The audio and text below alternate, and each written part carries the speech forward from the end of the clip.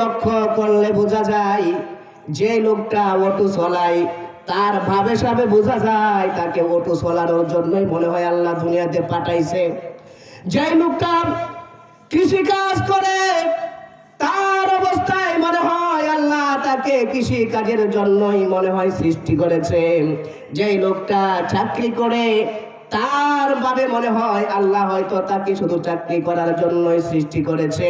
যে যে সেক্টরে আছে তার সেখান থেকে মনে হয় আল্লাহ তাআলা তাকে ওই কাজের জন্যই সৃষ্টি করেছেন।